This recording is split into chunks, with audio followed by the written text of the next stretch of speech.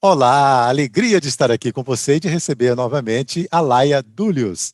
É tradutora, Olá. pesquisadora, uma estudiosa, né, da teosofia, de vários ramos do conhecimento, e hoje ela atendeu o nosso convite para falar sobre o grupo interno de HPB, de Helena Blavatsky, The Inner Group.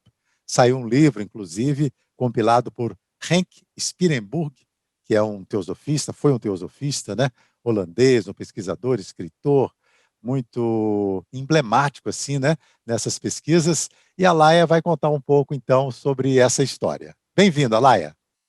Obrigada, Fernando, pela oportunidade de falar aqui com você de novo, com o seu público, com os nossos amigos todos, né? Você Sim. me pediu para trazer um pouco a biografia dos membros do grupo interno da Blavatsky, e eu fiquei pensando, quem conhece o meu trabalho no meu canal, eu falo muito de Jesus e dos gnósticos, né, que é um tema que me toca muito. E tem uma passagem, que aí eu faço gancho agora com o grupo interno, que eu sempre lembro, quando Jesus explica, quando Jesus é perguntado no Evangelho de Mateus, Novo Testamento mesmo, por que ele falava em parábolas, e ele fala assim, ao público eu falo em parábolas, mas aos meus discípulos eu dou a ensinar os mistérios do reino, né? E eu Sim. sinto que isso foi algo que aconteceu com Blavatsky, né? Não que eu esteja comparando Blavatsky com Jesus, ou Claro. colocando as coisas em comparação, mas eu acredito que a Blavatsky foi, de certa forma, uma grande iniciada e tinha uma grande missão, né? Então, nada mais natural do que ela ter um grupo seleto também, assim como Jesus teve, como Platão teve sua escola, como Buda teve, cada um em seus graus diversos, mas com importância, né? Ela também teve um grupo de almas com afinidade, de almas que também já estavam nesse caminho e tinham talvez elos kármicos com ela ou com a missão da teosofia, e esse grupo foi muito importante, né? Então, a gente falar sobre essas pessoas é realmente conhecer quem foram esses discípulos de Blavatsky e que tentaram fortalecer o estudo da religião sabedoria, da tradição sabedoria e da investigação, né, de toda a tradição espiritual. Então, ela, no final da vida dela, foi quando ela encontrou esse grupo, e para ela isso foi muito importante, né? Ela encontrar um grupo onde ela pudesse realmente se dedicar a ensinar com profundidade, no nível que ela gostaria, né? Além da atividade pública, que também é muito importante, mas ela conseguir dar esse passo além, justamente para que haja um grupo coeso capaz de manter isso, de fazer com que a teosofia, com que os ensinamentos que ela estava trazendo, que não eram só dela, mas que ela estava como porta-voz desses mestres, trazendo que isso fosse continuado, né? Então, vamos conhecer um pouco quem são essas pessoas, né? Às vezes a coisa fica assim num tom de não é um em detrimento do outro, né? Porque a gente conhece muito um deles, né? Uma delas, que também tem muitos méritos, né? Mas e os outros, quem são? Essa sempre foi a minha Verdade. grande curiosidade, né? Trazer um pouco quem são todos esses outros e que almas são essas que entraram em contato com Blavatsky e se tornaram chelas e foram aceitos pelo mestre e foram os únicos a frequentar a sala secreta dela e receber instruções dos mistérios do reino da teosofia, né? Sim, sim. Então, eu vou compartilhar com você, Fernando, se você me Compartilha. permite. Só umas imagens, e quem já me conhece aqui, você me conhece bem, sabe que às vezes eu atropelo e falo demais, então dessa vez eu não vou ficar lendo, nem vou ficar. Mas tem muita coisa legal, então você fique à vontade também para me interromper, né? Tá bom. Eu trouxe essa imagem que foi umas legendas que o Marcelo Luz, eu acho que foi o Marcelo, se eu estiver errada, vocês também me corrijam. Deve ser. Foi o Marcelo Luz que colocou legenda nessa foto, que é uma foto dessas pessoas do grupo interno, desses discípulos próximos, desses alunos íntimos que conviveram intimamente com Blavatsky, com seus ensinamentos mais profundos, né? E essa foto foi tirada logo após a morte dela, quando eles se reuniram lá na sede em Londres, na loja Blavatsky, para decidir. Eles tinham um conselho, o Conselho da Seção Esotérica, que era composto dos membros do grupo interno e outros, né? Deixando claro aqui para quem estiver ouvindo que o grupo interno não é a seção esotérica, era um núcleo mais além, né? E eles se reuniram para decidir o futuro do que seria o trabalho deles após a morte dela e tiraram essa foto. Então, o Marcelo Luz, com muita alegria, muita felicidade, ele colocou aí foi muito feliz na escolha de botar assim os nomes, porque a gente sempre vê essa foto e fica, né, quem é quem, né, procurando. Então, eu vou passar um pouco sobre quem foi cada um desses, né? Ótimo, Alaia. Só uma coisa para enfatizar, eu acho muito bonito quando a Blavatsky escreve o porquê que ela montou esse grupo, porque ela fala assim, eu estava buscando, ela sai da Índia, né, por diversos motivos, mas ela estava buscando aquilo que realmente alimentava a alma dela. Eu vejo uma Blavatsky muito humana quando ela escreve assim, eu vejo uma pessoa que tem um grande conhecimento, uma grande ânsia de promulgar essa sabedoria, de passar adiante o que os mestres esperam dela, e ela procurando quem pudesse receber, né? Devia ser uma sensação muito de solidão também que ela tinha, eu fico imaginando. Então, ela conta, né, que ela encontrou entre ingleses, norte-americanos e europeus essas pessoas. Não quer dizer que são as únicas pessoas, né? Quer dizer que naquele momento, naquelas condições kármicas, essas foram as almas que se afinizaram com o trabalho e com ela, e que já tinham algum grau de caminhar, provavelmente, né? Não sei, mas faz sentido. Então, ela encontra, né, no Ocidente, ela encontra um grupo de pessoas que, apesar de toda a confusão, de polêmicas que aconteceram, um grupo de pessoas que tinham uma devoção sincera à causa da teosofia, que estavam buscando algo de acordo aqui com as linhas originais, né, do que os mestres proporam lá desde o início, né, e foi em Londres que ela acaba montando esse grupo. Ela funda a loja de Londres, a revista Lúcifer, e depois de morar um tempo na Alemanha, ela vai para Londres e funda, né, a loja Blavatsky, e ali ela encontra essas pessoas, né. Ela diz que se sente estimulada, encorajada pela devoção de um número sempre crescente de membros, né, e ela ficou tocada pelo trabalho desinteressado pela teosofia que ela viu nessas pessoas, né, um trabalho inegoísta, um trabalho altruísta, né, e aí ela diz, a minha única razão para aceitar, né, a direção dos assuntos europeus, porque eu sinto que a Blavatsky ela já tinha feito muito, né, ela já tinha escrito A Isis Sem Véu, já tinha ido para Diar, já tinha escrito artigos, ela já tinha feito muito, né, e nesse momento da vida dela, que ela estava muito adoentada e já no fim da vida, ela queria realmente algo mais profundo, algo que fosse mais um trabalho direto, ligado à vida espiritual, ao que a gente chama de ocultismo às vezes, né. Então, ela queria realmente ajudar esses europeus, esses norte-americanos, né? Não tinha brasileiros na época, mas que eles pudessem continuar um trabalho sem ser minados, sem ser atrapalhados, né? Que ela realmente pudesse passar esses ensinamentos adiante. E foi aí que ela está muito doente, né? À beira da morte, lá na Alemanha. Você conhece bem a história, mas para quem não conhece, né? Ela estava lá à beira da morte e ela estava com uma grave falência renal, era fazer parte dela, e o médico foi ver, ela não passaria daquela noite. Uma das membros do grupo interno, a Condessa Constance de Wachtmeister, estava com ela, vai dormir chorando, porque a HPB fecha os olhos e não acorda mais, ela está assim, realmente morrendo, e ela, no dia seguinte, está bem. Essa foi a grande surpresa. E aí, o que me chamou a atenção quando eu estava pesquisando sobre o grupo interno, Fernando, é o que motivou ela a ficar viva, a não entregar as pontas, é a promessa que o mestre fez para ela, que se ela tivesse alguma força restante, que ela tinha o direito de voltar para a Índia e morrer, porque ela tinha um amor pela Índia muito grande, ela queria, se ela fosse pensar egoicamente no pessoal, ela estava sofrendo, cansada, com dor, morrer seria bom, né? Porque uma pessoa como ela não teme a morte, né? A morte não é um problema. Mas ela falou, eu tenho um pouco mais de energia, né? O mestre deu uma escolha para ela: morrer e ficar livre, ou fazer um grande trabalho, né? Concluir a escrita da doutrina secreta, fundar um grupo novo, uma loja nova, uma revista nova, e aí o que manteve ela viva? Quando pensei nos discípulos aos quais me será dado ensinar algumas coisas. É isso que ela mais queria. É muito bonito, assim, a dedicação que eu sinto nela de doação de si mesma, né?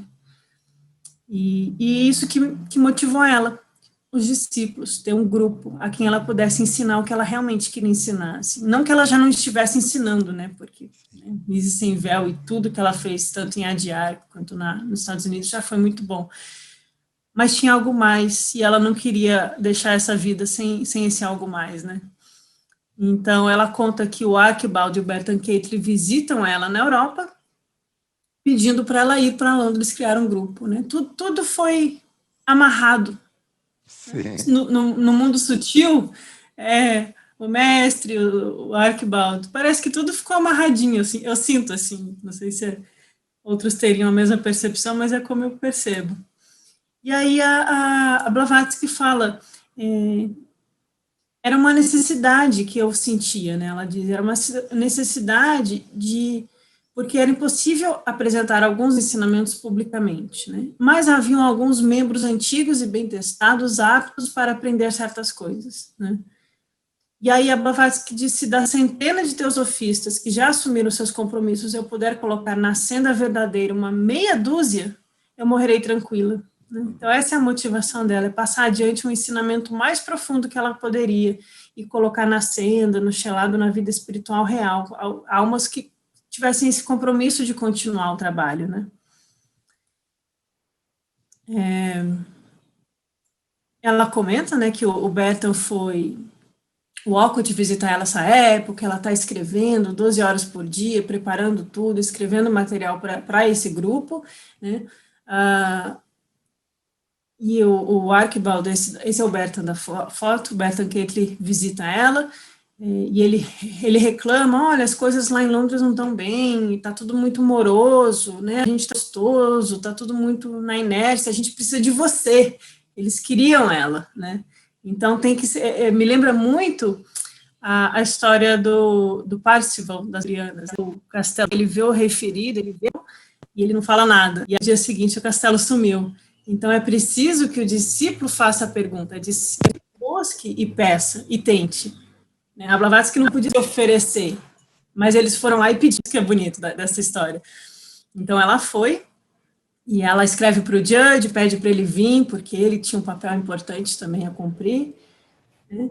E aí, então, em 88, eles abrem a sessão esotérica, ela já está em Londres, morando em Londres, e ela escreve isso que eu achei muito interessante, né, que as pessoas que se cadastrassem para participar, né, elas tinham que mandar uma carta se dizendo interessadas, muito parecido com o que os Rosa Cruzes fizeram nos manifestos lá no século XVII, o Fama e Fraternidades, que eles falam assim, quem quiser fazer parte da nossa ilustre sociedade, demonstre esse desejo que nós saberemos te encontrar. Então, é muito parecido. Né? Então, quem quiser fazer parte, escreve e vocês serão secretamente testados pelo mestre. E suas ações anteriores na vida atual e nas passadas vão ser verificadas. Então, vai passar um scanner na alma desses membros do grupo interno. Então, os que foram aprovados, eles não foram aprovados só pela Blavatsky, eles foram aprovados pelos mestres. Né? Isso me dá o caráter de seriedade disso tudo, né, que aconteceu.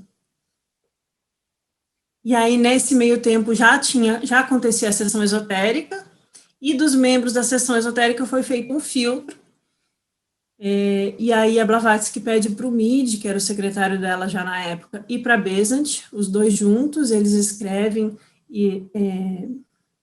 uma carta para os que foram escolhidos, os que foram aceitos como membros do grupo interno. Né? O Mead e a Besant estão desde o primeiro encontro, né? E aí eles recebem, né? E aí as reuniões começam, e aí é interessante que a gente descobre que a Blavatsky não participava das reuniões da sessão esotérica, ela só ia nas reuniões do grupo interno. Ela apontava, geralmente, o Mead para coordenar a sessão esotérica, porque ela nem saía do seu quarto, né? Dada a seriedade que devia ser aqueles encontros. Então, as regras, né, que se estendem a esses membros, são as mesmas regras da sessão esotérica. Eu copiei as da época, não estou falando de nada de hoje em dia, né? Mas essa é a informação que a gente tem que era naquela época. É o fato de vegetarianismo, né? Observar os combinados, né? De frequentar sempre, a harmonia na reunião e os votos. E é muito bonito que eles fazem o voto perante o seu próprio Atman, né? Não é um voto para uma figura externa, não é um voto para um mestre específico, não é um voto para com a Blavatsky, eles não estão jurando obediência a Blavatsky, eles estão se colocando humildemente, se prostrando ante ao seu próprio Atman, com um compromisso de alma interno que nunca vai ser quebrado, né, muito, muito sério. E isso não depende da Blavatsky, não depende de mais ninguém, depende inteiramente deles. Ela estava ali como alguém mediando esse acesso, porque ela estava sendo a porta-voz dos mestres, né? Ela disse. Se quiser me interromper, Fernando, eu vou falando. Eu só lembrei do Judge, né, que você citou ali, a Blavatsky pedindo, venha para cá, porque o Judge trabalhava muito, né? Ele tinha muitos compromissos, era advogado, enfim, e não podia sempre atender. Ele esteve com ela em 1884, quando ele foi a Londres, a Paris, e essa viagem, depois ele foi à Índia, né? Mudou a vida dele completamente. E se ele morasse em Londres e tivesse mais disponibilidade, certamente faria parte desse grupo, né, Laia? Certamente ele estaria lá. A gente vai ver que ele esteve indiretamente, de alguma forma, mas ela queria estar com ele pertinho, né? Bonito de ver a cara. E aí essa é uma foto de onde aconteciam as reuniões do grupo interno. Né? Tinha uma antessala que foi magnetizada e preparada especialmente para essas reuniões e só era usado para isso. E ninguém mais podia entrar além dela e dos 12. E eles sentavam em semicírculo, né? 6 homens à direita e 6 mulheres à esquerda. Tinha um retrato dos mestres. E era uma sala magnetizada que era a antessala do quarto dela. Né? Então, ali que aconteceram, foram 22 reuniões, e a gente tem um registro de 20 dessas, né, atas das reuniões.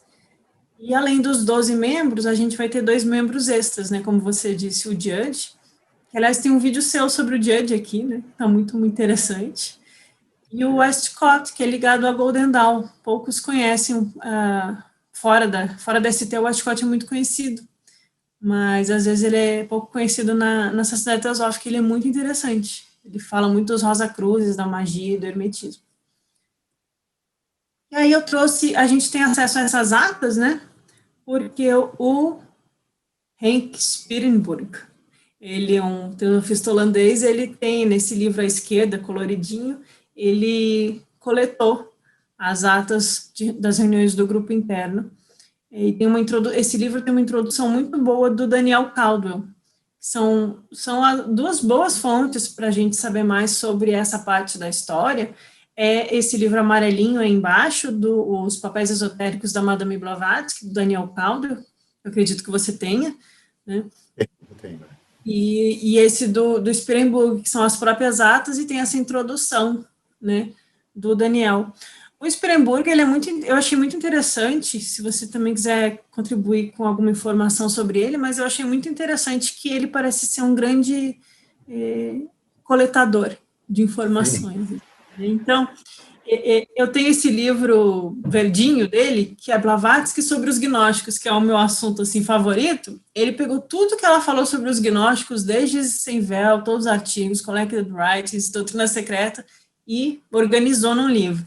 Né? Depois ele selecionou todos os comentários que ela fez ao Novo Testamento, depois tudo que a Blavatsky escreveu sobre o budismo, e depois tudo sobre a Vedanta. Ele foi mostrando quais eram as principais áreas de escrita dela, né? E ele mesmo produziu um material interessante, então eu deixei em negrito, né, porque me chamou a atenção, né? Ele trabalhou com Subahal, que agora você tem trabalhado, né, Fernando? Ele trabalhou com o Filo de Alexandria, que é ali ligado aos gnósticos, ao judaísmo platônico, é muito bonito, também muito filosófico. Um Gita, ele estudou sobre os Dalai Lamas, e Nag Hammadi, que novamente são os textos gnósticos, que trabalha justamente esse de Nag Hammadi. Aí me chamou a atenção isso, do Spierenburg. mas ele que faz a coletânea toda, né, de todas as atas aqui. E é muito interessante porque existiam 2 cadernos das atas. E ele traz os 2, assim, para a gente ver, comparar se tem algumas diferenças, mas está bem igualzinho. A Alice Clitter e acho que a Besant são as 2 que copiavam. Bom, eu não vou ler todo esse texto, mas só para mostrar que assim que um desses 12, daquela primeira foto que eu mostrei, um desses 12, ele entrava na primeira reunião, era recebido, tinha um tipo de rito de iniciação, onde havia um juramento e um voto, e esse voto era um voto feito ante ao próprio superior, ao próprio Atman, né, na presença do mestre, na presença dos outros, na presença de Blavatsky, e era um voto que, mesmo que a gente, porque assim, as pessoas não têm lembranças de vidas passadas, né, então, mesmo que não lembrasse, não adianta, o voto foi feito e ele não pode ser quebrado, e terá consequências se você quebrar esse voto nas vidas futuras. Então, só que de outra forma, ele também vai ajudar a alma, é o que está lá no texto, né? Ele vai incentivar e auxiliar para que o trabalho continue a ser feito. Então, quando eu estava lendo, eu fiquei, nossa, isso é muito sério, isso não é assim, isso é muito profundo, né?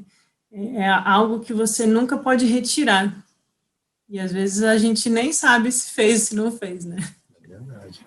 Então, isso mostra que quando a gente está, pensando assim, em nós hoje, século XXI, a gente está nessa busca, a gente não sabe desde quando, mas se a gente leva isso a sério, tem que ser levado com compromisso, com responsabilidade e com sinceridade de alma, porque a gente não sabe os nossos votos, se a gente fez ou não fez, né? Ou se a gente ainda vai fazer, mas é algo muito sério. E eles fazem os votos, e aí tem essa tabela que é quem participou. Cada dia de reunião aqui é a data. Teve uma vez que teve uma briga entre 2 pessoas, como acontece com qualquer grupo, tem desentendimentos. E teve aqui em setembro é interrompido, aí outubro não tem reunião, porque as reuniões são canceladas por causa desse desentendimento. E aí, quando eles retornam, eles têm que fazer um juramento de sempre apoiar o outro, nunca falar mal do outro, nunca se colocar contra o outro, porque ali eles são dedos unidos de uma mesma mão, né? Essa expressão que eles colocam. E é muito, muito curioso também que a gente consegue ver nessa tabela, por exemplo, o segundo aqui, a Kyle Archibald Catley, ele participou da 2ª, 3ª e 4ª reunião e depois não veio mais. Mas é porque ele viajava muito, eu fui ver as datas e ele estava nos Estados Unidos nessa época. Então, assim, a gente vai vendo onde estava cada um também. Aqui são as iniciais deles. CFW, eu não estou me recordando quem é. É o Cloud Falls Wright. É todas, né? Eu trouxe 2 slidezinhos, assim, para cada um. Acho que seu som sumiu, o Mansur. Tá baixo o som. Bom, aqui é uma foto deles. Esses 2 extras aqui não estavam no dia da foto, mas eles eram membros. E eu coloquei a foto do Westcott, um dos fundadores da Golden Dawn, e o Judge, que eles eram membros por carta, eles recebiam material de estudo à distância. E aqui embaixo também tinha o Rai Lahiri, ele fez uma tradução do Tara Gita e foi a única informação que eu encontrei sobre ele. Eu apaguei a cara só de quem não era do grupo interno, não é desprezo a eles não, tá? Só para a gente saber, porque aqui o segundo aqui é o Bertrand Catley, ele era da seção esotérica, ele ajudou na escrita da doutrina secreta, na revisão, ele foi muito bacana, mas só para a gente saber quem eram os do grupo interno. E aqui é a idade deles. Eu achei uma informação curiosa, alguns muito jovens, as mulheres um pouco mais velhas, já estão com os filhos crescidos, e aí a gente tem um pouquinho sobre eles. Bom, O Old, ele foi um dos mais jovens, a gente vê que ele tem 26 anos quando ele entra no grupo, né, faz aquele compromisso seríssimo, né, 26 aninhos. E a gente vê que ele entra assim na ST em 88, né, ele foi editor de revista, ele foi tesoureiro internacional, ele estava com a Blavatsky quando ela morreu, ele segurou a mão dela, estava ele e o Wright, eu acho, um de cada lado dela, ela naquela poltrona, foi quando ela deu o último suspiro, eles que estavam com ela. Eu gosto de imaginar cenas, então esse tipo de informação é o que eu gravo. E ele gostava muito de astrologia, a Blavatsky chamava ele de vagabundo astral, porque ele ficava vagando no corpo astral à noite, às vezes meio sem rumo. Aí ela zombava um pouco com ele, assim, fica vagabundeando aí no astral. E ele teve uma carreira como astrólogo e ele usou um codinome chamado Cefário. Foi assim que ele foi conhecido. É uma foto dele já mais velho, né? Ele escreveu alguns livros sobre ocultismo, sobre a cabala dos números, sobre mapa astrológico, né? Fala alguma coisa, Fernando, porque eu acho que travou aqui. Está me ouvindo agora? Tá, voltou aqui, se você congelou, eu fiquei com medo de você ter sumido. E é interessante, Alaia, que o Walter Old, né, ele escreve um depoimento magnífico também naquele livro de coletânea dos alunos de Memórias, né? HPB, que nós Uhum. publicamos aqui também no Brasil, né, o grupo Pioneiros. E depois, eu acho que ele ficou um pouco confuso assim depois da morte da Blavatsky, ele foi um dos principais acusadores de Judge, né? Ele e uma outra pessoa, que eu me esqueci o nome agora, e Sim. criou assim um embaraço tremendo naquela época para a sociedade teosófica, porque outras pessoas chegaram também. Mas enfim, teve a carta dele quando a gente lê para Blavatsky, que é magnífica, muito inspiradora e mostra todo o amor que ele tinha por ela. Sim, eu gosto de conhecer sobre as pessoas justamente por isso, Mansur, a gente vê o quanto eles eram humanos, né? Sim. Que eles, cada um teve os seus caminhos, alguns erraram, pisaram na bola, mas isso faz parte da experiência humana, né? Isso. E é o que eles estavam vivendo naquela época, né? O Old, ele era muito jovem quando ele participou desses votos seríssimos da alma, então talvez tenha sido complicado processar isso tudo também para ele, eu fico pensando.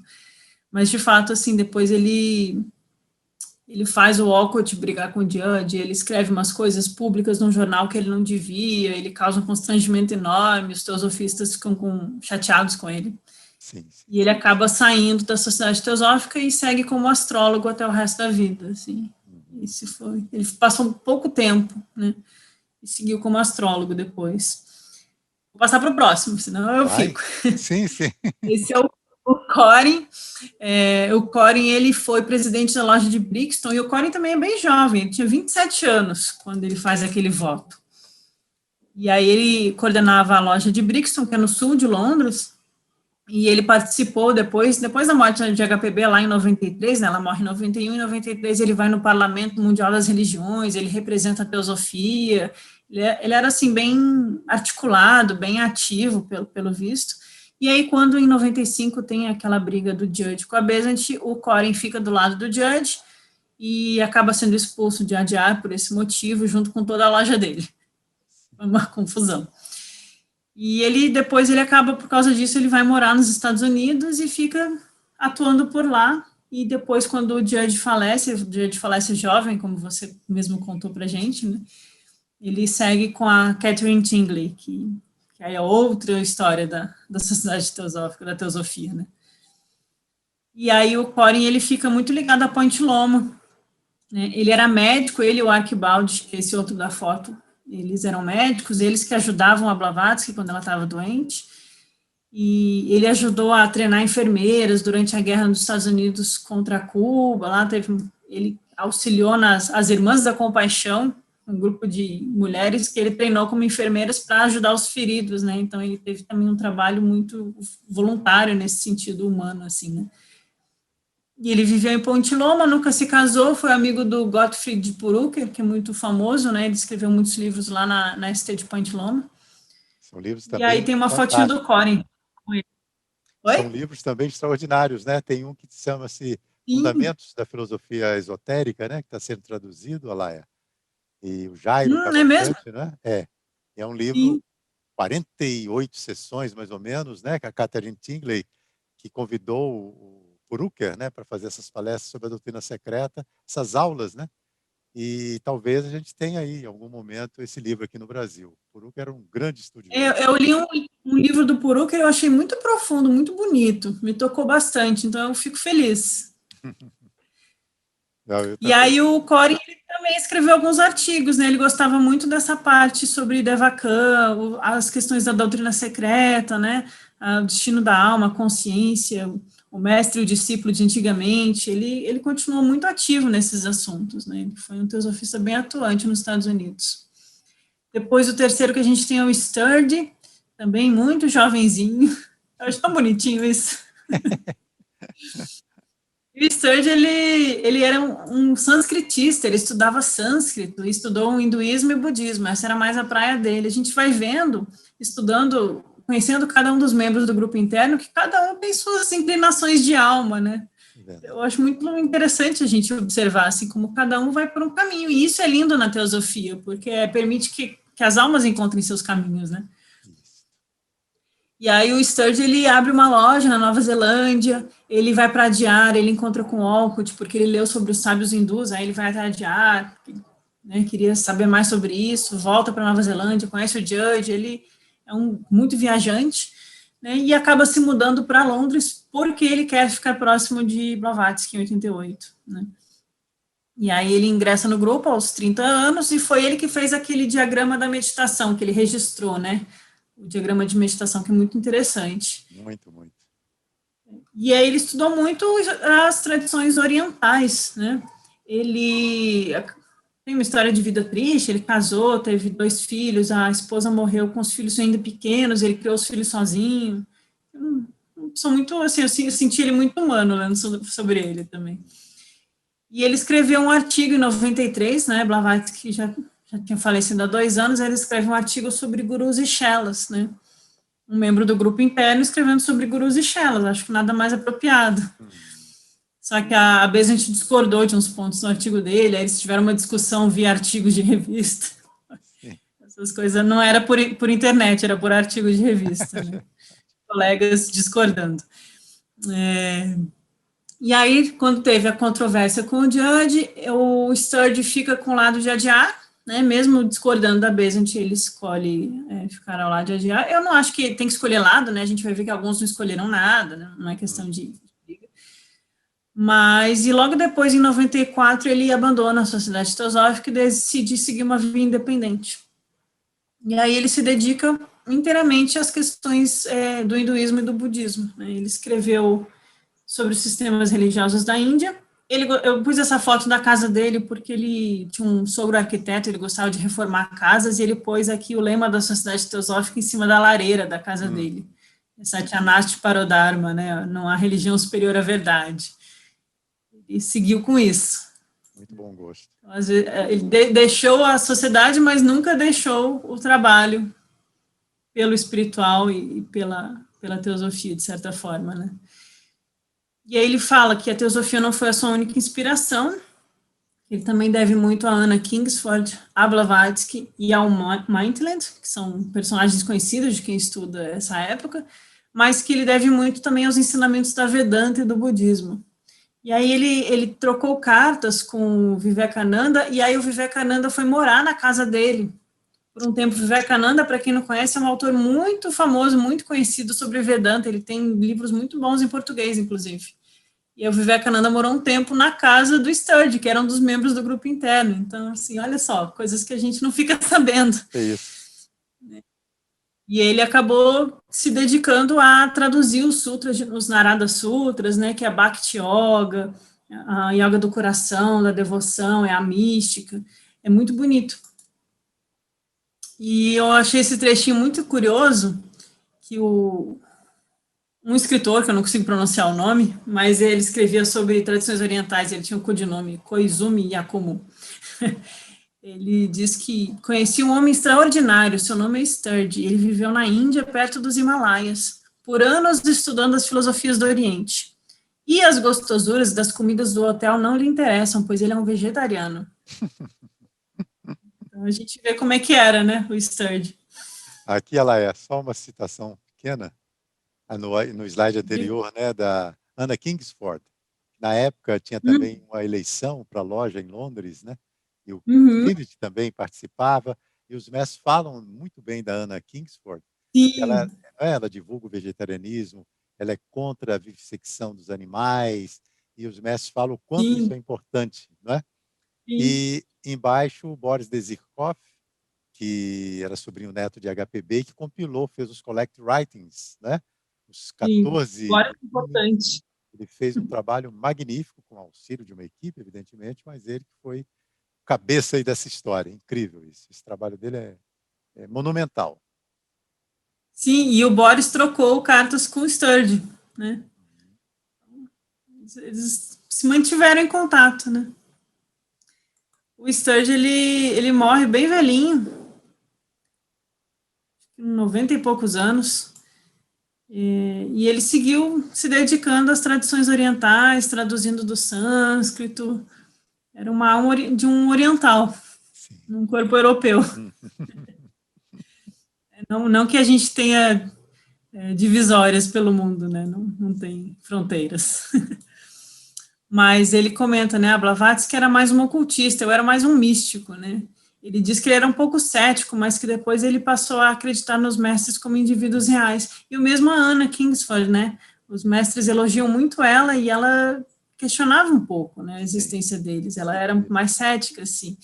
E eles falavam, a gente não precisa que ela acredite, a gente quer que ela continue fazendo o bom trabalho dela. Eu Sim. acho isso muito bonito. E ele morreu sentado, lendo um texto budista sobre a morte. Olha só. Ele morreu em paz, teve uma parada cardíaca. Esse era o texto que ele estava lendo, do Christmas Humphreys. E hoje em dia em inglês é bem fácil de achar.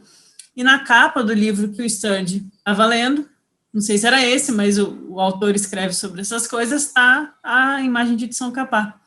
Olha. E a Blavatsky cita bastante, né, o fundador da escola Gelupa, dos gorros amarelos. Então, talvez o Sturge tenha captado por onde iam os caminhos da tradição sabedoria. Isso, exatamente.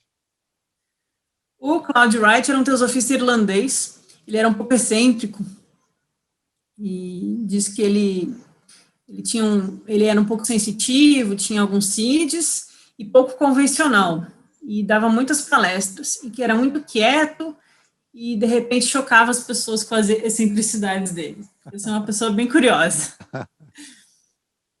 E aí, o que se comenta sobre ele é que ele passava até 18 horas sentado, estudando, estudando, estudando, e ele, depois que a Blavatsky morre, ele vai para os Estados Unidos e viaja dando palestras pelos Estados Unidos todo, em todas as lojas. E diz que o que atraiu ele a Blavatsky foi um dia ele estava andando em Dublin, ele chamou uma moça, ela desfaleceu na frente dele, e quando ela levantou, ela falou que tinha uma mensagem para ele, que era para ele fazer as malas e ir para Londres fazer parte do grupo da Blavatsky. Então foi Caramba. um fenômeno aí que aconteceu. E esse era o Wright, né? Ele casou casou com uma teosofista também, e eles ficaram lá nos Estados Unidos, né, junto a Point Loma, dando palestras. E ele morreu afogado no México. Eu achei muito triste essa parte da biografia dele, né? Como assim? Sim. Foi para o México. Bom, mas ele escreveu esse livro, Os Princípios da Teosofia Moderna, e é só o que eu achei de registro de escrito dele. Ele era mais um orador do que um escritor. Né? Mas uma pessoa bem interessante. A quinta era a Emily Kirslenburg, ela era espírita, ela se juntou à ST desde os primórdios, assim, no início da Sociedade Teosófica, lá em 77 ela já estava participando, e ela tinha esse interesse no espiritismo, no espiritualismo da época, né? E aí diz que ela viaja para as cataratas do Niágara e escreve uma carta para o Walcott, que eles ainda estão, o Walcott e o Blavatsky ainda estão em Nova York nessa época, e ela escreve uma carta, eu queria conhecer vocês, fiquei muito interessada. E quando o Walcott recebe essa carta, tem uma notinha embaixo, que foi precipitada de um mestre chamado Narayana, que diz que ela é de natureza doce, verdadeira e sincera. Cuide bem dela, receba ela e cuide bem dela. E avise para ela que eu estive com ela algumas vezes lá na sede. Então, assim, era uma alma que estava aí precisando ser pescada, né? Estava pronta. Estava pronta para ser pescado, pescadores de almas, né? Eu falo nos apócrifos cristãos lá, a gente fala que Jesus era um pescador de almas, Blavatsky também era. Isso. E aí ela foi a única mulher que estava na fundação da Sociedade Teosófica Britânica. Então, ela participou da reunião de fundação, onde eles leram uma carta do Walcott, tinham espiritualistas, maçons, Rosacruzes e ela. E aí ela se tornou a secretária-geral da ST Britânica nessa época. E aí quando a Blavatsky volta de Adyar e vai para a Alemanha, essa Emily vai visitar ela e elas desenvolvem uma amizade. Elas ficam amigas, né? Viajam juntas de carruagem, né? Ficam convivendo bastante. E a Blavatsky escreve muitos elogios a Emily, né? Que é uma pessoa muito dedicada, corajosa, com caráter grandioso, né? Ela só fala assim, ela era um pouco carente, aí ela fica indo na igreja ter respaldo emocional, né, como é a natureza das mulheres, a Blavatsky diz, mas ela é uma pessoa firme, confiável e dedicada, né, a Emily Killingsworth. E aí eu não sabia, foi novidade para mim quando eu fui pesquisar, que ela escreveu muitos artigos. Olha, quanta coisa. Muitos artigos, principalmente sobre educação, né, eu separei aqui em temas, eu consegui assim filtrar um pouquinho, né, e aí eu botei lá em temas, né, educação, teosofia, educação, escola de meninas, lições para as crianças, era o que interessava bastante ela, né. Como o Vicente Rauchin, né, escreveu Teosofia e Educação, recentemente, né. Bom, a Emily tinha essa ligação com o cristianismo, então muitos artigos sobre o lado místico do cristianismo, o catolicismo e a teosofia, Jacob Boehme, que é um teósofo cristão, né, meditação cristã, métodos de meditação cristã, eu achei interessante, falei, olha só, eu queria ler essas coisas dela. Alguns eu achei o artigo, outros só o nome. E ela também escreveu sobre o karma, Blavatsky, um pouco sobre budismo, os salmos budistas, né, os versos de ouro de Pitágoras. A gente vê que é uma característica bem de uma teosofista, né, essa amplitude mental de bem eclética. Vários assuntos, né. A Emily. Bom, a Condessa. É maravilhosa, né? A Condessa é incrível, ela tem um livro em português de reminiscências, né, que eu sei que vocês já leram. Sim, excelente esse livro. E a Condessa, ela, né, casou com um sueco, ela nasceu em Florença, aí o livro. Esse é um livro que dá gosto de ler, né? Parece que a gente está lendo um filme, assim, está vendo um filme. Ela escreve com uma habilidade, uma intimidade. E a Condessa, ela buscava respostas para a vida dela, ela buscou no espiritualismo da época, disse que não se satisfez. Ela era clarividente, clareaudiente, então ela tinha certas noções de experiências, ela tinha um filtro bom para essas coisas. E aí diz que quando ela conhece a Blavatsky, na casa do Sinit tem uma afinidade imediata, em 1864, e aí a Blavatsky fala para ela, daqui 2 anos você vai largar tudo e passar o resto da vida comigo. E ela fala assim, da onde você tirou isso? Vendo, vai acontecer. Foi o que aconteceu, né? Ela tinha uma casa lá na Suécia, ela ficou viúva, vendeu a casa e acabou indo morar com a Blavatsky, enquanto a Blavatsky escrevia a Doutrina Secreta, né? A Condessa foi uma amiga, uma companheira, foi uma dama de companhia no sentido mais profundo, né? Não no sentido de alguém que só serve, mas serve e escuta e aprende, né? E ela... Deixa eu passar aqui. E a Blavatsky conta que a Condessa se afinizou imediatamente com ela porque ela reconheceu um retrato do mestre M. Aí a Blavatsky escreve para uma outra pessoa em 88, fala assim, a Condessa se uniu a ST, pois ela reconheceu no retrato do meu mestre o mestre dela.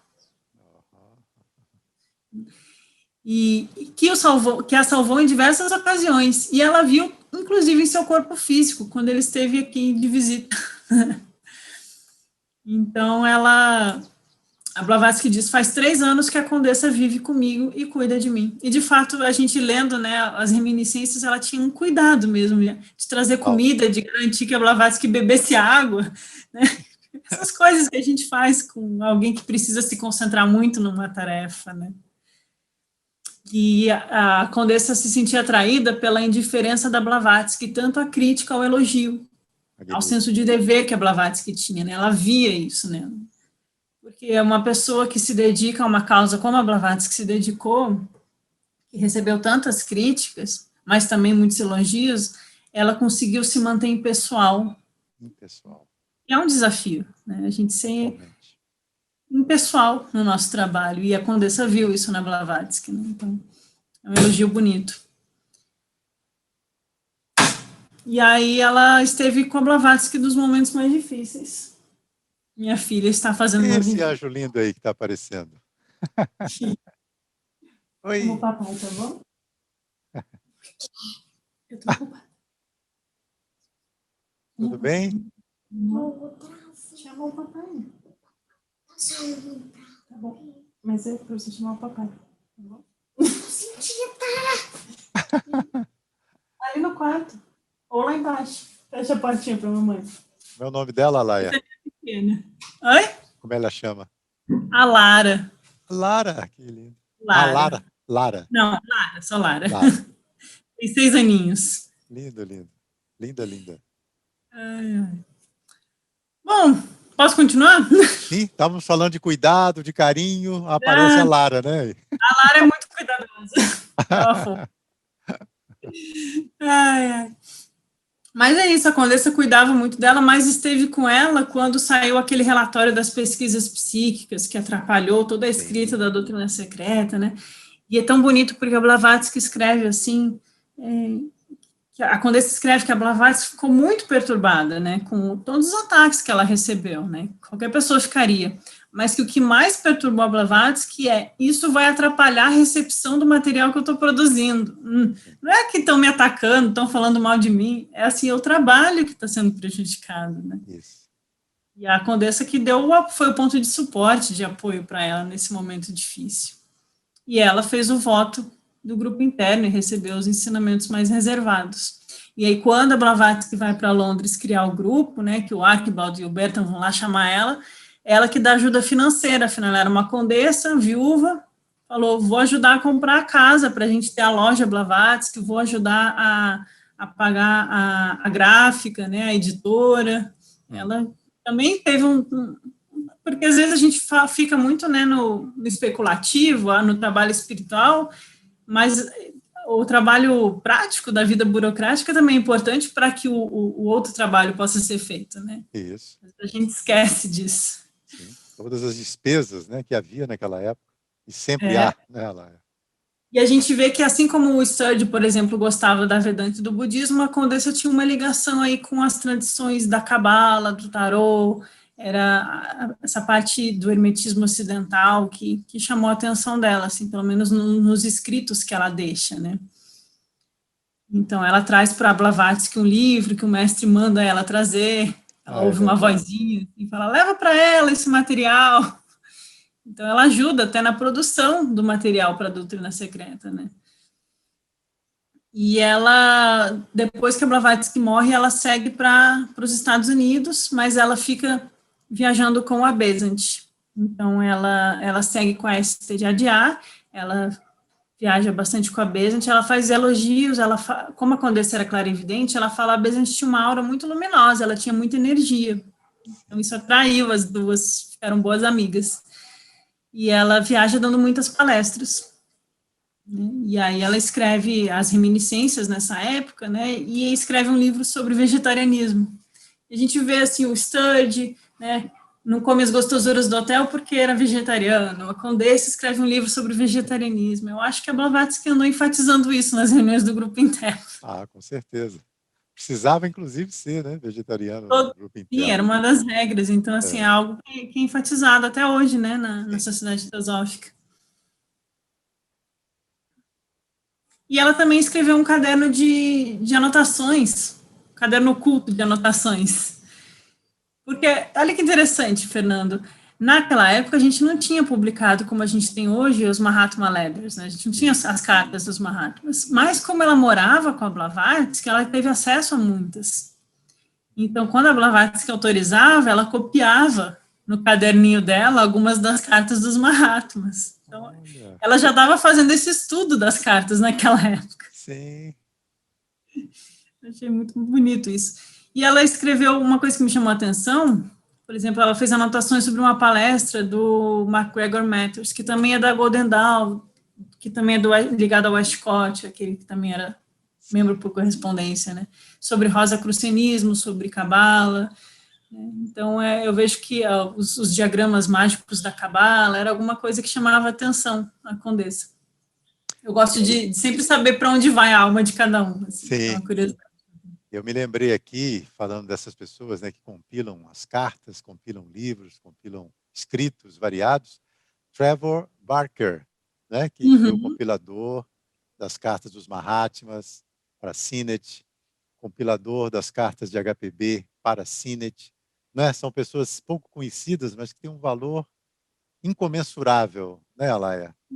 E quando a gente lê as cartas, não só as dos Mahatmas, como as da Blavatsky, por exemplo, você não acha, Mansur, que a gente tem contato com ensinamentos, que às vezes são passados pelas cartas, mas também aquele lado humano da dificuldade da vida espiritual, dos desafios que as almas vivem, das dificuldades psicológicas, né? Às vezes a gente lê e se identifica, eu gosto muito de ler as cartas. Sim.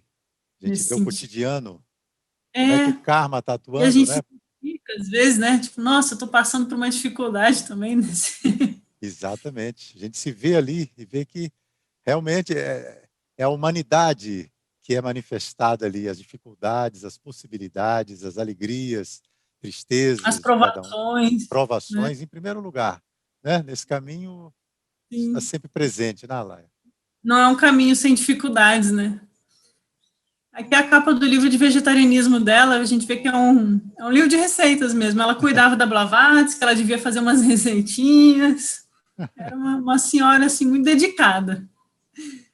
E eu achei muito bonito que na introdução desse livro de vegetarianismo, que aliás eu fiquei sabendo que a Marli Winkler traduziu ele para o português, vai publicar em breve, alguma coisa assim. Mas na introdução ela fala sobre o aspecto espiritual do vegetarianismo no sentido da energia que a gente coloca dentro do nosso corpo, né? E a Condessa, sendo clarividente, tendo essa sensibilidade, né? Ninguém melhor para falar disso do que ela, eu achei. Ela falando da energia do sangue dos animais, como isso afeta os nossos corpos sutis, né? E também por compaixão aos animais, mas também por uma questão de preservar a alma no caminho espiritual, né? Laia, você falou da Marli, não sei se você sabe, mas ela traduziu os Collect Writings, está revisando. Ela traduziu o primeiro volume, né? Já está disponível na Amazon. Que legal, que legal. Volume 1, ela deu o título em português, Os Escritos Compilados de H.P. Blavatsky. Sim, volume 1. Que bom que ela fez isso. Que bom. Só a título de curiosidade, que às vezes a gente vê que na mesma família nascem umas pessoas, né? A Condessa teve um filho que gostava de escrever sobre meditação, gostava de viajar, foi até para Caxemira, para o Egito, subiu as pirâmides, ele era um aventureiro, e ele era músico, e ele é estudado hoje, eu fiquei sabendo que ele é estudado como na história da música, né? Ele foi um músico conhecido, e ele escreveu uma ópera, O Príncipe Siddhartha, né, sobre o Buda. Então, corria na família. Isso lhe é familiar? Isso lhe lembra alguma coisa? Me lembro. O sétimo membro, estou tentando ser rápida, Mansur, te juro. O sétimo membro é o Archibald Gaitley, né? Ele era sobrinho do Berton, mas era um ano mais velho, né? Aquele sobrinho que o tio é mais novo. E a título de curiosidade, o Berton Gaitley, ele foi amigo do Rudolf Steiner, que foi teosofista, depois sai da loja teosófica e funda a Sociedade Antroposófica, né? E o Berton era amigo do Rudolf Steiner e traduziu livros do Rudolf Steiner. Já o Archibald foi membro do grupo interno, né? E quando dá a cisão com o Judge, ele acaba indo morar nos Estados Unidos e fica ao lado do Judge, né? E aí ele casa, e eu vi que vocês têm um carinho por essa personagem, eu senti na sua fala. Ele casa com a Julia Van der Planck, Jasper Niemand, né? E os dois trabalham bastante, né? Eu achei muito interessante que você até contou que a Júlia recebe uma caneta de presente da Blavatsky para ela sempre usar aquela caneta para escrever, e diz que ela fazia uns escritos muito inspirados, assim, sim, que não era nada assim, não era uma obsessão nem nada desse sentido, né? Porque era mais uma inspiração, tinha alguma coisa na energia daquela caneta, né? E na alma da Júlia, com certeza, ela tinha ali as qualidades dela. Alaia, diga. Só tem esse retrato da Júlia, impressionante, né? A gente procura, é o único retrato, né, que ficou. E a Júlia, ela tem uma história de vida muito triste, eu não sei se você viu, né? Ela casa, ela tem 2 filhos, o marido e os filhos morrem de doença e ela fica sozinha no mundo. E aí que ela vai atrás de respostas e encontra na teosofia essas respostas, né? E aí o Judge vai se comunicar com ela e com o marido, né? E com outros, as cartas... Sim, que me ajudaram, né? Que deve ser lançado dia 2 de abril. Ah, dia 2 já.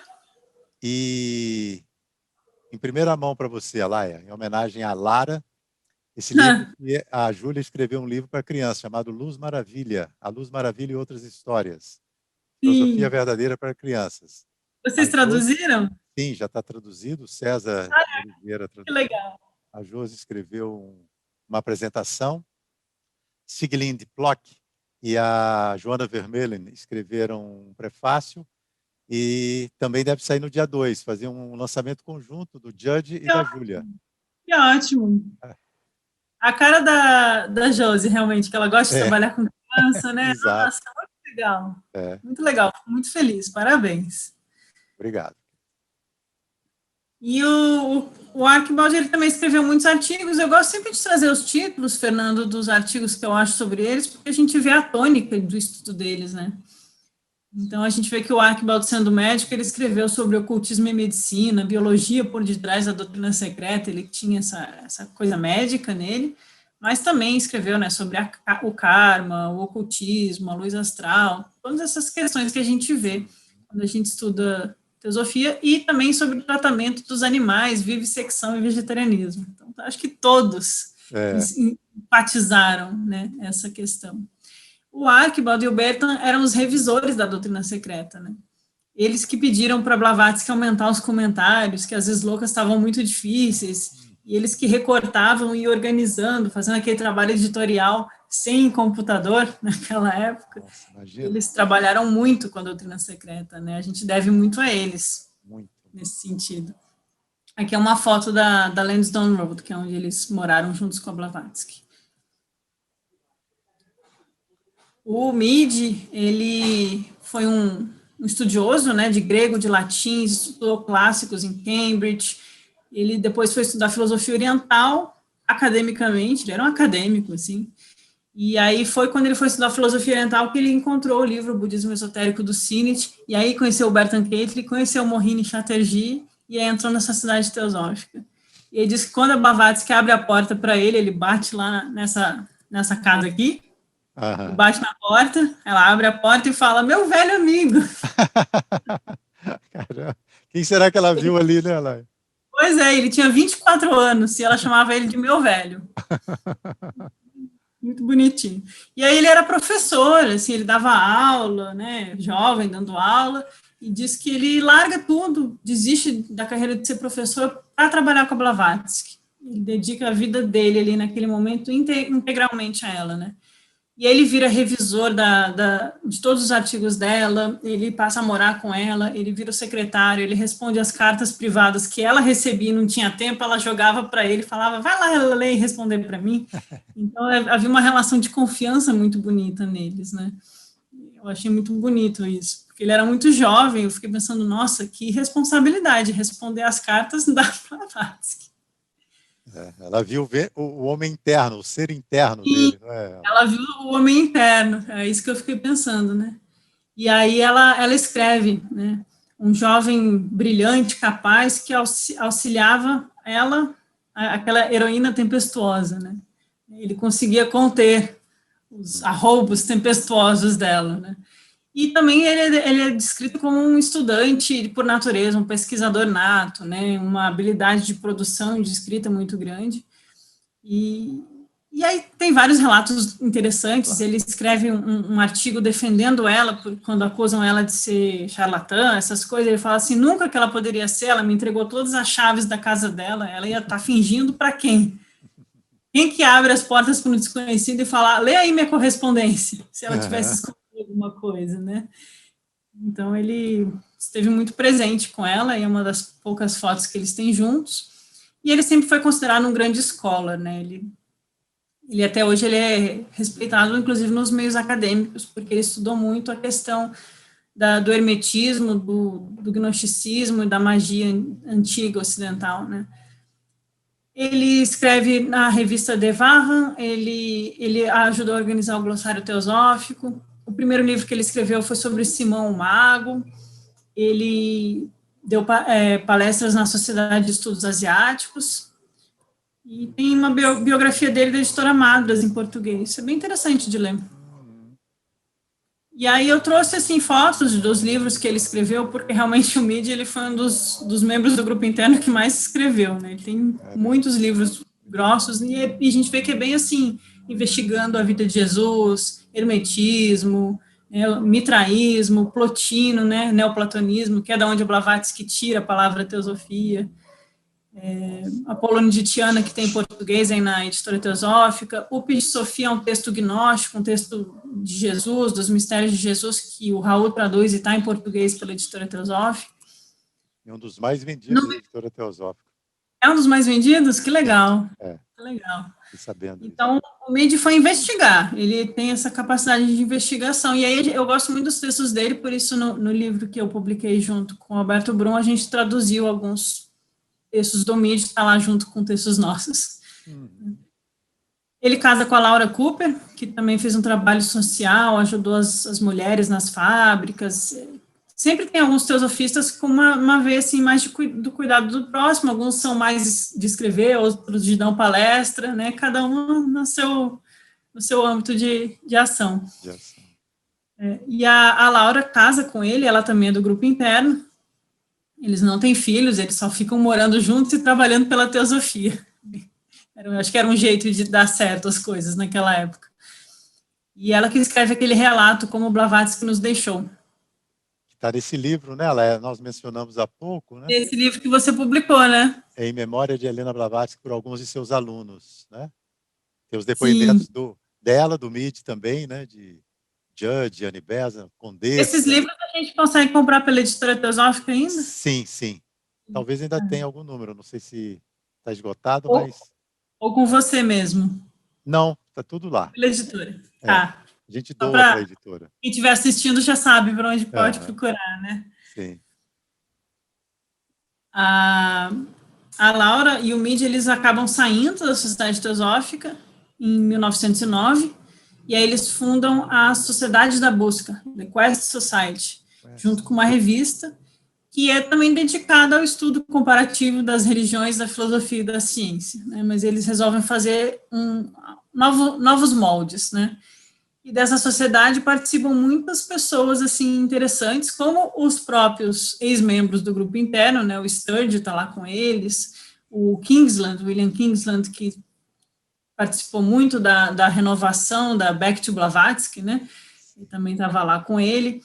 O Herbert Burroughs, que era amigo da Annie Besant, foi para a Quest Society. Então, eles acabam se encontrando e ficando ali. E poetas famosos, como o Yeats, o Ezra Pound e o Hermann Hesse, também estavam lá junto assistindo as palestras do Mead, acompanhando a revista.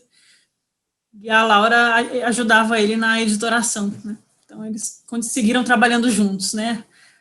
Os 12 membros, a mão ficou com alguns dedos juntos ainda. Poxa, que trabalho magnífico. É um belo trabalho. Terminando, né, estamos no 10º, a Isabel Cooper Oakley, ela nasce na Índia, isso me chamou muita atenção. Ela é filha de ingleses, mas ela nasce na Índia, no Punjab, em Amritsar. E aí o pai dela valorizava muito a educação, então ela foi uma dessas mulheres que recebeu um estímulo à educação muito cedo, assim. Então ela foi estudar em Cambridge depois. Mas antes ela sofre um acidente ou uma doença, não entendi bem, mas ela tinha 23 anos e ela ficou 2 anos de cama, sem poder se mexer muito. E aí nesse tempo que ela leu Isis sem Véu, gostou muito, e aquilo tocou ela e transformou a vida dela, né? E aí, quando ela vai para Cambridge, ela conhece o Archibald Catley, o outro membro do grupo interno, eles se conhecem, ele apresenta ela para o marido dela, eles se casam e fica ali todo mundo meio entre amigos, entre família. O Alcott elogia muito a Isabel, depois ela volta para a Índia e ela dá muitas palestras na Sociedade Teosófica, lá na Índia. E ela fala assim, o Alcott, né, comenta, a senhora Cooper Oakley se tornou um Shela. Falando no futuro, ele fala isso para ela, sobre ela, né? Ela se tornou um Shela, ela foi muito dedicada a Blavatsky, apesar da sua saúde frágil. E ela se dedicou aos mestres até o fim da sua vida.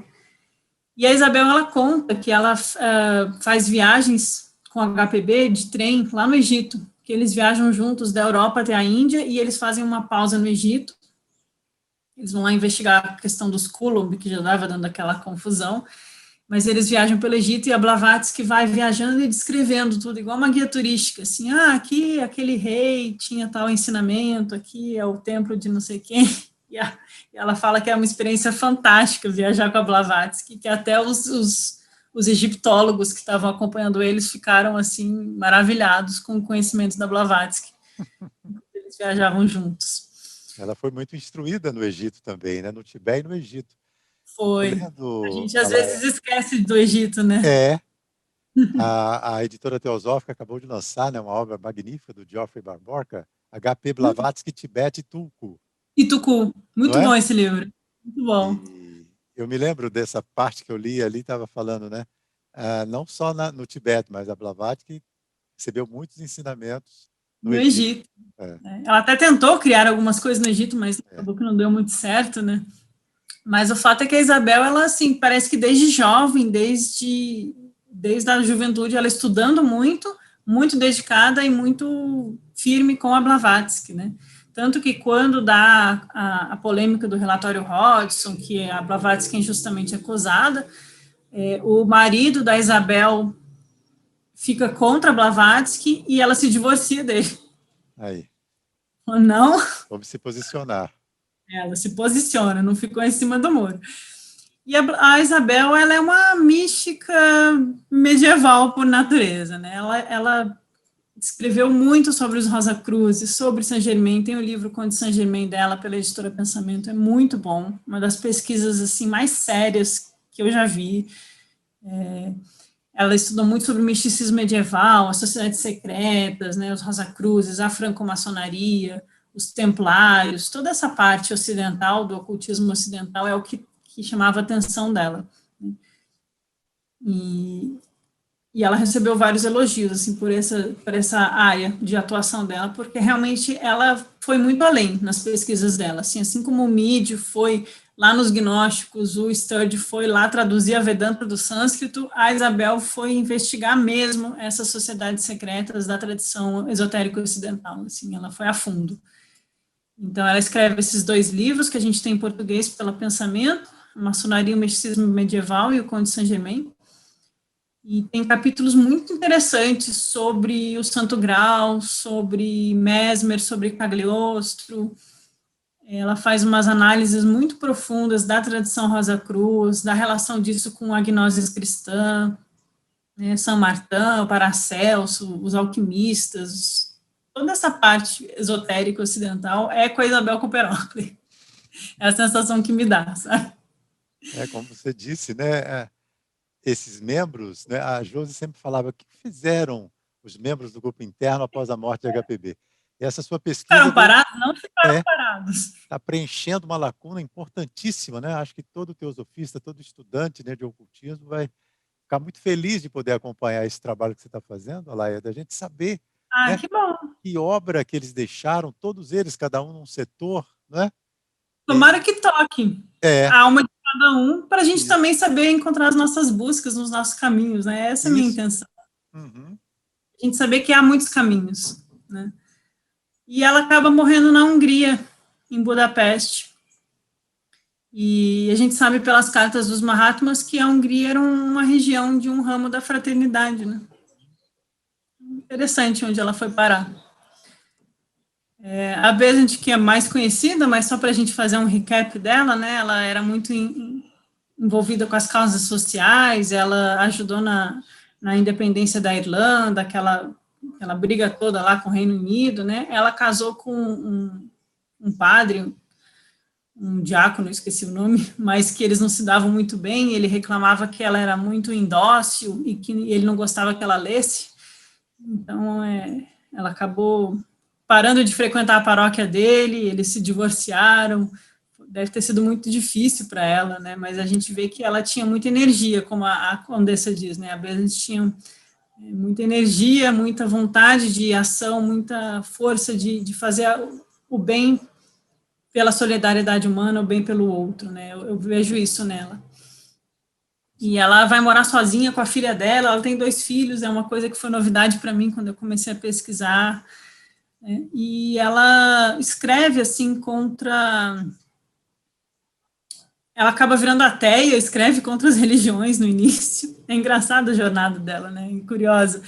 Ela é presa por defender o controle de natalidade, ela defende as mulheres, assim, nesse sentido, e perde a guarda da filha dela, ela tem uma história muito triste nessa época, uma mulher muito forte mesmo, aí ela, nos grupos que ela se envolveu com socialismo, grupos de defesa dos direitos das mulheres nas fábricas, porque nessa época não existia direitos dos trabalhadores, né, então as mulheres trabalhavam de domingo a domingo, 12 horas por dia, sem direito a um salário justo, às vezes em condições muito precárias, e a Besant achava isso muito injusto.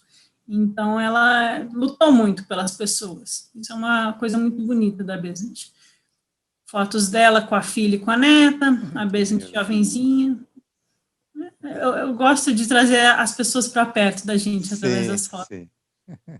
Aí já mais velha, na época que ela entra na Sociedade Teosófica, ela foi uma das últimas a entrar, no sentido de mais tarde, e diz que quando a Blavatsky recebe ela, recebe com muita alegria, como se já estivesse esperando ela também, e aí a Blavatsky mostra para ela que há outras formas de lutar por um mundo mais justo e mais fraterno.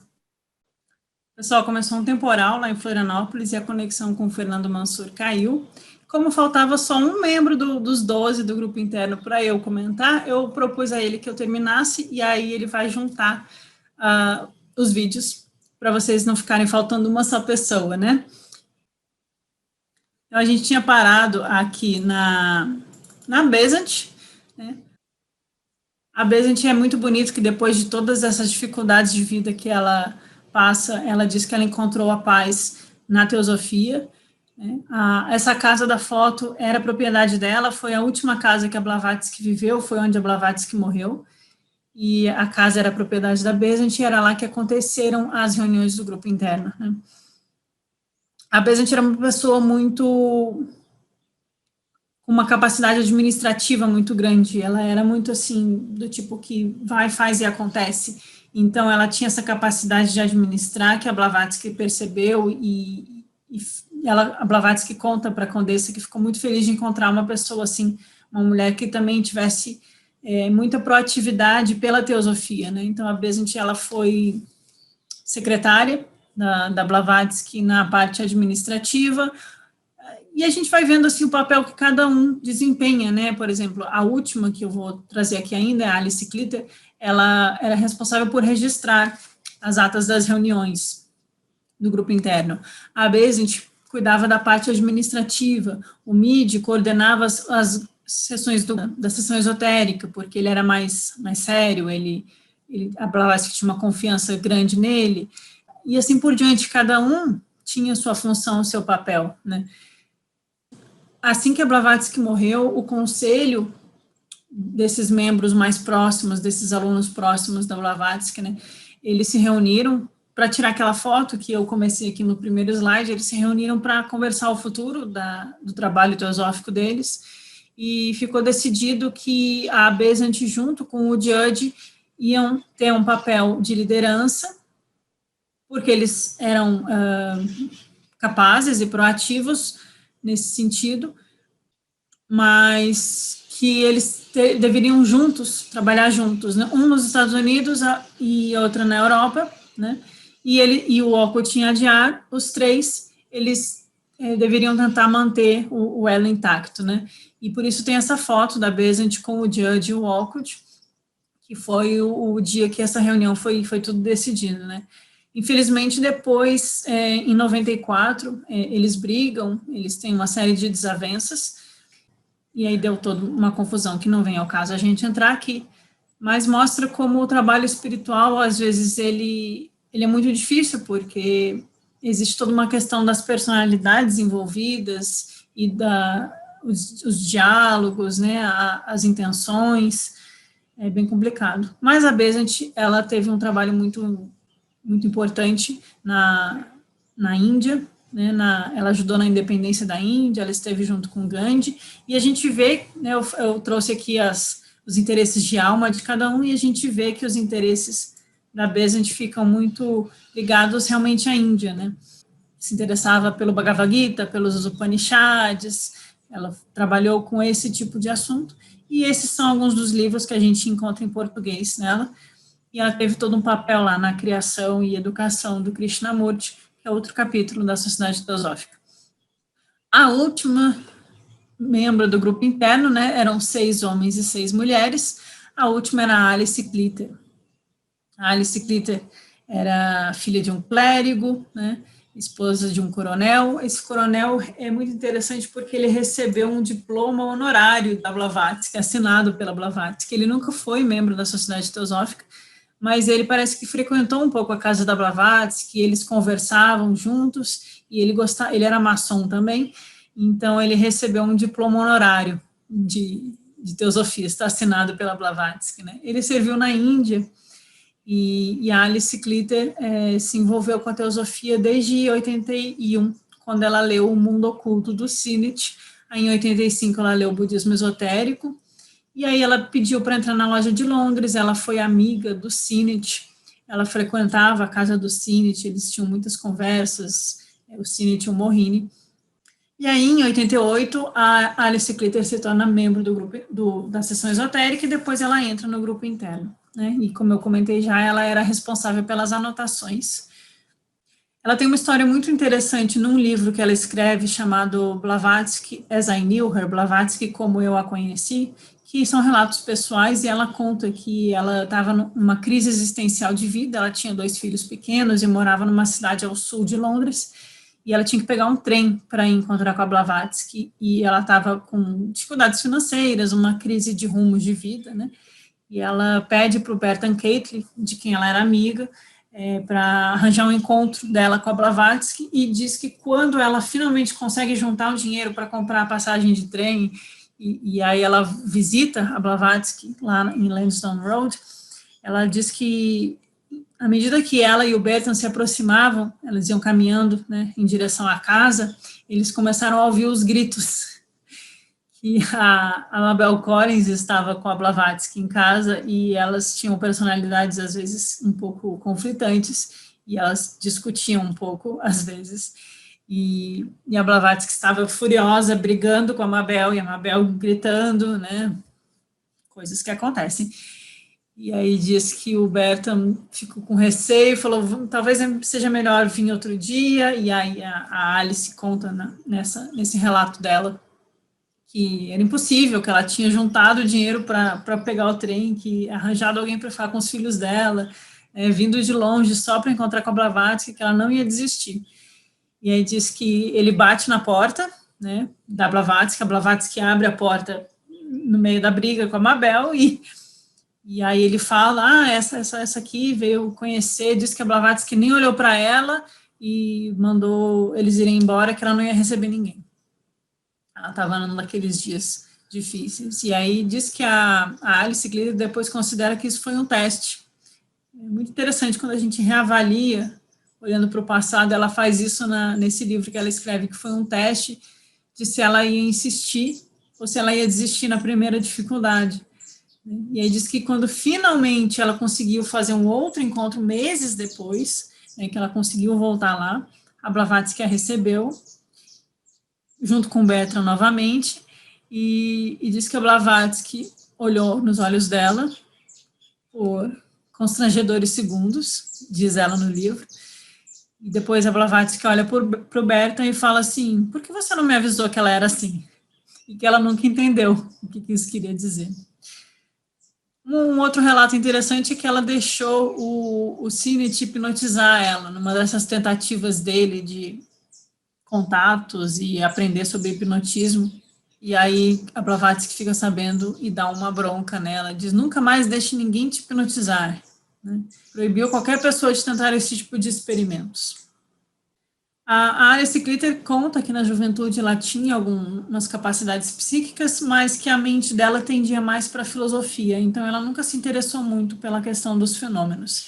E ela também era amiga da Laura Holloway, para quem lê as cartas dos Mahatmas, a Laura Holloway aparece bastante, a Alice era uma grande amiga dela.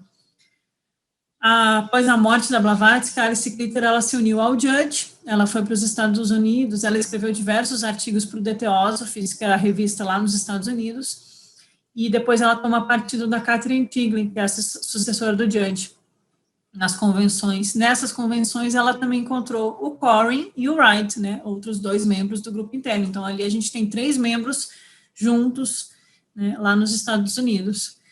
Só que em 1899 ela se separa do movimento teosófico, ela sente que nenhuma das facções incorporavam os ensinamentos de Blavatsky e ela sentiu que tanto a Point Loma quanto a Dyer estavam se desviando dos ensinamentos de Blavatsky. A Alice Clitter, pelos livros que eu li dela, ela era muito focada na Blavatsky, ela tinha uma devoção muito grande pela Blavatsky e ela sentiu que não queria mais estar vinculada aos grupos da Sociedade Teosófica, tanto a Dyer quanto o Point Loma, né? Então, ela vai seguir o seu caminho próprio, ela perde um filho jovem, em 1906, e aí ela vai com outro filho e um amigo e o marido, eles vão no Egito, eles vão morar no Egito um tempo, depois ela vai viver na Itália por alguns anos, e ela viaja pela França, por Paris, pela Inglaterra, e dá palestras sobre o lado oculto das óperas de Wagner, né? Então, ela estudou um pouco a tradição do Grau pelo viés da literatura, assim como a Isabel Cooper Oakley estuda, né, o Grau, os Templários. A Alice parece que também tinha esse tipo de interesse, mas ela vai por outra via. Então, ela escreve esses livros sobre o Wagner, Tristão e Isolda, o Anel de Nibelungo, o Lohengrin, né, toda a questão do Santo Grau. Ela tocava piano e dava palestras, né, sobre o assunto. Depois, quando começa a Primeira Guerra Mundial, ela, e o filho e um amigo, que também era um teosofista, o Basil Crump, eles pegam um navio e vão para a Índia. E eles passam por várias situações difíceis. O navio deles é atingido por um submarino que está no meio da guerra, né? E aí eles têm que ser salvos de bote, e eles chegam à Índia em 1918. Então, a Alice Clitter é uma teosofista que ela foi atrás das raízes da Blavatsky, né? Ela foi procurar aquilo que unia a Blavatsky, a Índia, ao Tibete. Ela foi para o norte da Índia tentar encontrar o budismo que a Blavatsky ensinou. Então, em 1920, ela foi um dos 5 europeus que tomou os votos de Pankashila, né, os votos budistas, sob o auspícios de um lama Gelupa, né, da escola de Tsongkhapa, o Geshe Rinpoche, que esse é um nome genérico, né, e eles estão no monasterio de Dongkarn, em Chumbi Valley. Ela visita Ladakh, ela visita Darjeeling, que é ali na fronteira do Nepal, a Índia e o Tibete, né, e aí ela consegue um contato com a comitiva do Panchen Lama da época, né, Panchen Lama, lembrando, que é um cargo importante dentro da escola Gelupa, né, superior ao Dalai Lama, em termos espirituais, e os Panchen Lamas viviam em Tashilhunpo. E Tashilhunpo foi onde foi que Blavatsky viveu, foi o centro de treinamento oculto de Blavatsky, em parte, ao que tudo indica, foi em Tashilhunpo. Então, a Alice Clitter vai atrás dessa conexão. E lá ela conhece, ela consegue viajar até Pequim, e ela conhece o Panchen Lama e toda a sua comitiva, e ela recebe um diploma dizendo que ela deve ser tratada como uma budista Gelupa, né? Então, ela é uma das poucas europeias também que consegue entrar no Tibete naquela época. A gente vê pelas cartas dos Mahatmas como muitos tentaram e como era complicado. Esse documento que ela recebe, dizendo que ela era uma budista Gelupa e devia ser tratada como tal, foi muito útil para as viagens dela, porque naquela época já estava complicadas as relações com a China e com os estrangeiros entrando, né? Panchen Lama deu esse passaporte especial para ela. E aí, essa é uma foto do Panchen Lama, Lobsang Tupten Chokinima, de Tashilhumpo, né, o Tashi Lama, que eles chamavam naquela época também, e ela consegue, na China, em Pequim, em 1928, ela publica uma edição da Voz do Silêncio, com um autógrafo, umas adições do Panchen Lama. Eles passaram 6 meses viajando com a comitiva através de todo o Planalto tibetano, atravessa o Lago de Coconor, a jornada é árdua, durante vários meses a pé, a camelo, no deserto da Mongólia, e aí tem várias dificuldades, ela conta isso no livro dela, eu estou contando para vocês porque é interessante quando a gente lê no livro, e aí ela não consegue encontrar o Panchen Lama de novo, aí fica frustrada, eles voltam e ela mora na Índia. O filho dela se especializa em aprender chinês e tibetano, e ele vira tradutor do budismo, e aí nessa época eles escrevem um livro, né, ela escreve junto com um amigo e o filho, um livro chamado Porque Eu Acredito no Budismo e Alguns Pensamentos Budistas, e aí quando ela volta, já com uns 80 anos, eles voltam de viagem lá de Pequim até a Índia, e ela sofre um acidente, e aí ela morre em 38, em Darjeeling, na Índia. Mas a gente vê que é uma pessoa que estava realmente dedicada, né, a ir atrás dos ensinamentos dos mestres, como a Blavatsky tinha ensinado, né. Aqui em vermelho a gente tem Darjeeling, aqui no meio é Xinghai, que é um centro ligado à tradição Kalachakra, que é a tradição que apresenta o budismo da Voz do Silêncio. Tem aquele verso: quereis tornar-te um discípulo do Círculo do Tempo quer dizer Kalachakra, que é uma tradição do budismo Vajrayana, ligada à escola Gelupa. Então, aqui existia um grupo dessa tradição, então ela vai para cá, junto com a comitiva do Panchen Lama, e depois vai morar em Pequim, né? Então, eu coloquei no mapa só para a gente ver como eles viajaram bastante.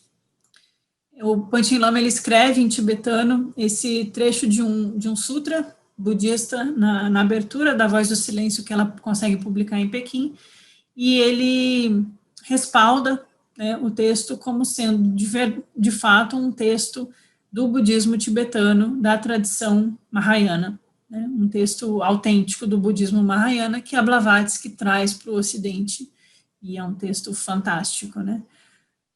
E junto com o William Kingsland, que era da seção esotérica, o William Kingsland não era do grupo interno, mas ele era da seção esotérica, ela funda a biblioteca de emprestar livros da Blavatsky, né, a Blavatsky Lending Library, em 23, e ela que começa o movimento Back to Blavatsky, né. Aqui a gente tem uma foto dela com o filho e uma amiga ocidental, junto com a comitiva tibetana, né, e o passaporte que eles recebem dizia o seguinte: uma budista Gelupa de origem inglesa, uma devota que deve ser tratada como budista e oferecida assistência caso necessite, não deve ser incomodada.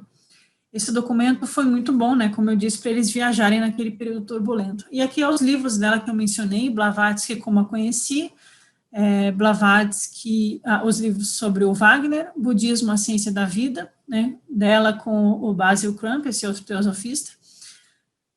Esse Blavatsky, A Grande Traição, é uma denúncia que ela faz, ela fica muito chateada com as atitudes da Besant após toda a confusão com o Judge, ela fica muito chateada, e aí ela tem diversas críticas a como tudo é conduzido em relação ao Krishnamurti, a Ordem da Estrela do Oriente, todas aquelas coisas que acontecem, que eu não vou entrar aqui, mas ela é uma pessoa que fica muito sentida com perceber que estava sendo desviado dos propósitos do grupo interno, que os materiais privados estavam sendo usados, né, para autopromoção, e que as coisas estavam sendo deturpadas, e a Alice Clitter, ela escreve um livro de denúncia, né, ela é uma teosofista bastante indignada com as coisas.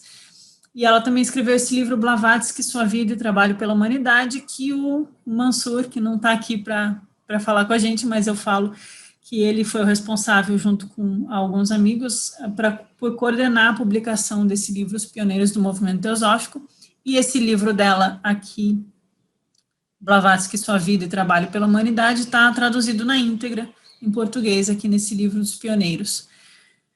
Alice Clipper é considerada por alguns uma dos poucos do grupo interno que ficou até o fim lutando pela Blavatsky, né? Enquanto ela viveu em Calcutá, ela também viajou para a Austrália para dar palestras, e isso deu alguns atritos com a Besant por lá também. E a Alice Clipper, ela escreveu alguns artigos de denúncia também sobre a Alice Bailey, achando que a Bailey tinha se desviado com o mediunismo, que era um ensinamento muito presente na Blavatsky, né? Tomar cuidado com as canalizações, as fontes do que você recebe. Ela também denuncia a Catherine Tinglin, por isso que ela se afasta depois da ST dos Estados Unidos. Ela acha que as coisas estão caindo em mediunismo e que está errado. E ela escreve sobre a música das cores, sobre a natureza setenária, sobre Omar Khayyam, esse me chamou a atenção, e sobre os iniciados tibetanos, Tsongkhapa e os Panchen Lamas. E esse amigo que passou a viver e viajar com ela, escreveu um texto que me chamou muita atenção pelos meus interesses pessoais, Jesus visitou a Índia e o Tibete, Buda e Cristo, a confusão entre a pessoa e o princípio, né, que eu tenho alguns vídeos no meu canal que eu sempre comento, né, que Cristo é o princípio divino dentro de nós, e Jesus é o mestre, o Mahatma, que manifesta esse princípio, né, que traz esse ensinamento. Então, naquela época, já tinha alguns teosofistas debatendo isso, né, e a gente vê conhecer essa história desses 12 membros do grupo interno, cada um com suas particularidades, suas personalidades, né, e seus interesses de alma, a gente vê como é amplo o campo de trabalho de alguém que está em busca da sabedoria. Logo após a morte da Blavatsky, né, eles tentam permanecer reunidos, e eu trouxe esse trecho que o Mead, ele lê na cremação da Blavatsky, e uma foto aqui que tem o Judge, tem a Besant, tem o Mead, a Condessa, e os outros eu não identifico, mas mostrar que houve um tempo em que todos conseguiram trabalhar juntos. Então, o Mead, ele coloca, por mais que amemos e reverenciemos nossa líder, nossa devoção ao trabalho não deve estar baseada em afeições transitórias por uma personalidade, mas na própria fundação sólida de uma convicção que na própria teosofia é achada naqueles princípios espirituais eternos, de reto pensamento, reta fala e reta ação, que é o ensinamento budista do óctuplo caminho, né? Isso que o Mead está citando, que são essenciais ao progresso e harmonia da humanidade. Então, aqui a gente tem uma foto final deles, ainda muito unidos, e a Alice Clipper, essa última que eu apresentei, ela escreve num dos seus livros: no dia 8 de maio, ela, Blavatsky, partiu e senti que nós havíamos falhado com ela. Enquanto grupo, falhamos na prática da fraternidade, havia ciúmes e desavenças entre nós. Deve ter sido terrível para a HPB assistir. E aí ela continua: é somente por meio de um grupo seleto de almas corajosas, de um punhado de homens e mulheres determinados, famintos pelo genuíno desenvolvimento espiritual e pela aquisição da sabedoria da alma, um grupo no qual todos os membros trabalham um para o outro e, trabalhando para todos, trabalham para si mesmos. É somente assim, né? Precisamos perceber que somente em união e harmonia reside a força e o poder. Esquecer a plenitude do eu pessoal e ter um altruísmo sincero são os primeiros e indispensáveis requisitos do treinamento daqueles que se tornarão os adeptos brancos nesta ou em uma futura encarnação. Então, eu finalizo com essas palavras da Alice Clipper para a gente perceber que o caminho espiritual, ele segue, mesmo após a morte de Blavatsky, que cada um tenta continuar a sua forma, ouvindo os chamados de sua alma, às vezes tropeçando no caminho, às vezes tendo êxito nas suas provações espirituais, mas que eles não abandonaram a dedicação à busca da sabedoria, a dedicação à busca desse conhecimento secreto, que é tão transformador, que a Blavatsky ensinou. Então, que eles possam nos inspirar também a nós continuarmos buscando os nossos caminhos de uma forma fraterna, sem desavenças, e cada um sabendo a sua melhor área de atuação. Eu trouxe uma tabela só como curiosidade para mostrar como eles se separaram, né? alguns seguiram. Eu botei o nome repetido aqui, por exemplo, o Old, ele ficou com a Adyar em 94, quando teve uma cisão, mas depois ele acaba saindo e se tornando um buscador independente, o Sturge também. Aí o Wright vai para Point Loma, a Emily fica independente, a Condessa fica com a Adyar, o Caitlin vai para Point Loma, o Mid sai e forma Quest Society, a Laura Cooper, a Isabel Cooper Oakley, a Besant, né, fica com a Adyar. Aqui em Point Loma temos o Judge, a Clitter e o Corin, mas a Clitter também acha que as coisas não estão indo num rumo bom e segue independentemente, vai para o Tibete. E o Westcott também, que seguiu com o trabalho dele na Golden Dawn. Então, a gente entender os caminhos da alma e sempre inspirados por essa grande mestre que viveu entre nós e que deve ser sempre lembrada como alguém que fez um serviço muito altruísta, que tinha muito ensinamento para repassar e que a gente deveria honrar esse sacrifício de vida dela, na minha opinião. Então, eu deixo vocês com o Mansur, se ele quiser deixar algumas considerações finais. Agradeço muito o convite aqui para o programa Cá Entre Nós, querido amigo Fernando Mansur, e que nós possamos continuar separados e juntos, separados pela distância física, mas também juntos, trabalhando por uma causa que nos é tão cara. Muito obrigada e espero que tenha sido útil para todos. Porque na vida a gente quer se conhecer. Cá